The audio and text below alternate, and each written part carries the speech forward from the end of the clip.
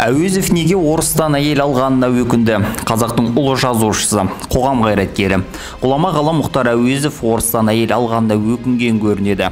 Мұндай ақпарат әлеуметтік желіде тарады. Онда Әуезовтің келер ұрпақтың қазақтан басқа өзге ұлт өкілінен жар таңдамауына ақыл кеңесін айтқаны жазылған. Мұхтар Әуезовтің өкініші: біздің жасаған қателіктерімізді қайталамаңдар. Жоғары оқу орындарында оқып жүргенімізде қазақтың қыздары орталық мектепті де бітірмейтін еді. Содан ба теңкегімен дегенге әулекленіп, қолымыз жеткеніміз орыс қызына, одан кейінгілеріміз татарға, басқа ұлт бой жеткендеріне үйлендік. Ұлттың ұлт болып ұйытылуы бесіктен басталарына мән бермеппіз.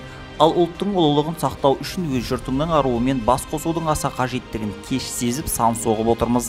Сендер елден алыста жүрсіңдер. Бүгінде қазағының оқыған қара көздері жеткілікті. Біздің қателігімізді түзеуге тырысыңдар деп жазған. Осыны ұрпағына айтып кеткеніне рахмет. Әйтпесе ұрпақ өзге ұлтқа үйлену мода. Аталарымыз осылай істеген деп шатасар еді. Ол кезде заман қиын еді. Ондай мықты тұлғалар қалды ма екен ұлтымызда? Саусақпен санарлық шығар. Дұрыс айтады, қазақтың қаны бұзбау керек деп жазды оқырмандар.